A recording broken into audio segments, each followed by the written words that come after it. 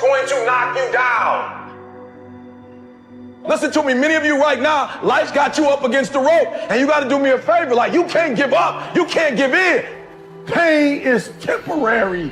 Pain is your friend. Pain is going to take you to the next level.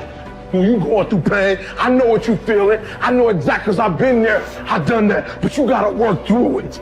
And the reason why most of you are not successful is because every single time stuff not going your way, you give up, you quit, you let go, and people feel weakness. They feel it. You can feel when somebody's not committed, when they're not all in, when they're not dedicated. And there's another level you get to when you go all in. Winners win and losers lose. There are going to be times that you're going to be wondering, why should I keep showing up and working my business? Why should I keep at it? Why should I keep showing up to the conventions? Why should I keep picking up the phones and making the phone calls? Why should I keep fighting for my goals and fighting for my dreams? And what I want to remind you is that you got to show up for your life regardless of the circumstances. You got to show up in spite of the naysayers. You got to show up in spite of the conversation going on in your mind. You got to show up for your life, because if you don't, nobody else will. If you want unreasonable results in your life, you've got to be willing to be unreasonable. Part of being unreasonable, you don't judge according to appearances. Part of being unreasonable, you can see it because you believe it. You must have the faith to call forth those things that be not as though they were. You've got to decide, I deserve this, and I'm going to have it. You've got to say yes to your life. You've got to say yes. Yes to my dreams. Yes to me. Yes, I can make it. Yes, I can. Doesn't matter how many failures I've made. Doesn't matter how many mistakes I've endured. Doesn't matter about my defeats. Doesn't matter about what I've done. Yes, yes. I don't care about the fact I'm in a hole now. Doesn't matter about where I am. The last chapter to my life has not been written yet. If you judge me now, you'll judge me prematurely. I'm still in the process of transforming my life. I'm still in the process of becoming.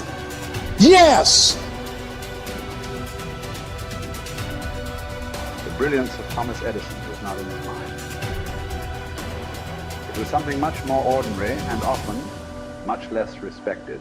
I've got no imagination, he once said. I never dream. I've created nothing.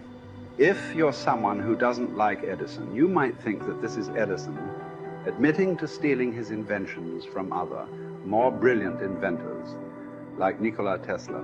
Not quite, but he did readily concede that most of the credit belonged to something other than his brain.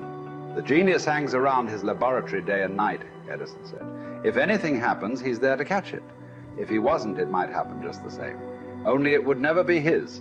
What he's talking about is showing up.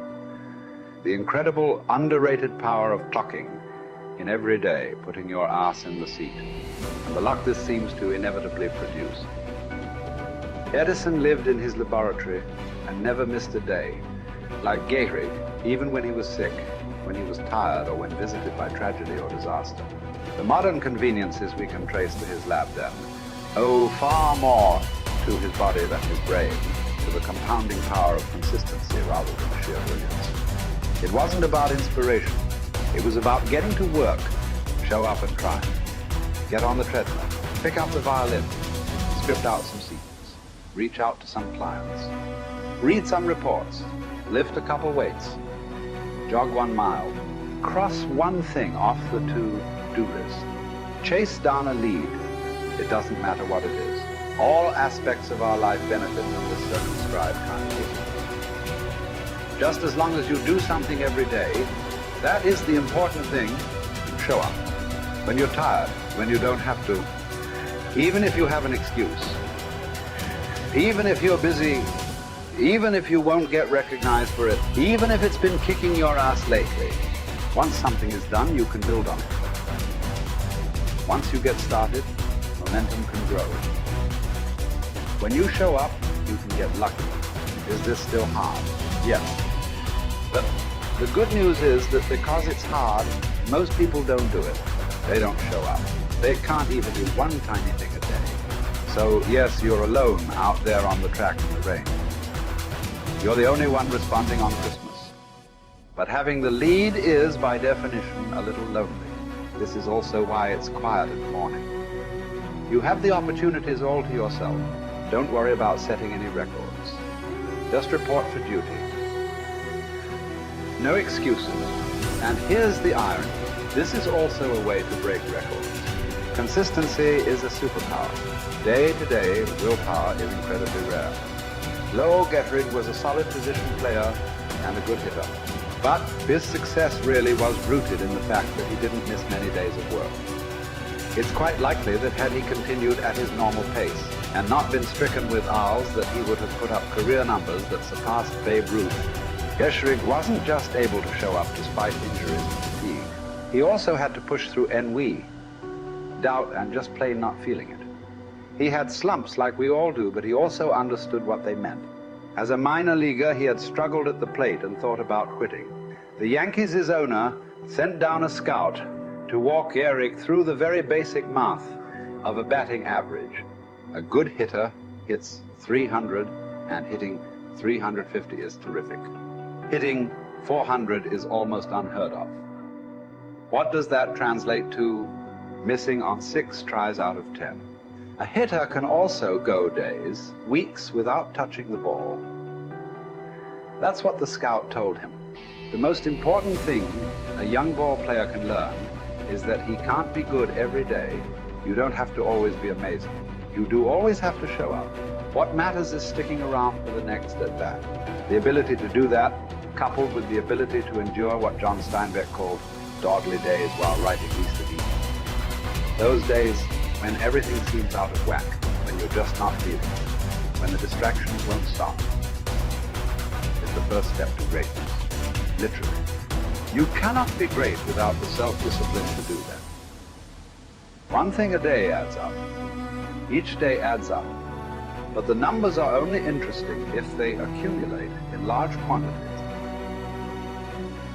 You guys that are just getting started, you're not going to start right here. You're going to start down there, probably in another city, another town. I grew up in Lake Charles, Louisiana, no money, raised by a single mother. I was in debt at 25 years old. First thing that I had to do in my life was not learn a new skill. First thing I had to do to get my life moving in the right direction was self-development. It is vital. It was vital for me that I improved myself and I could start depending upon me. I had to show up every day with some rituals, some disciplines, and start getting myself to trust me, not trust others, but trust myself to do the right thing every day. One of the things that I started doing was beating the sun up every morning. I'm going to beat that sun up every morning so that I have the discipline and the control over my life. So I knew, hey, before that thing pops, I'm going to pop. I'm going to get out of bed, depend on myself, get up at the same time every day. And for me, that time, regardless of where I was beat that sun up. No matter where I am, I'm going to beat that thing up. So it gives me a sense of control over my own life. Second thing,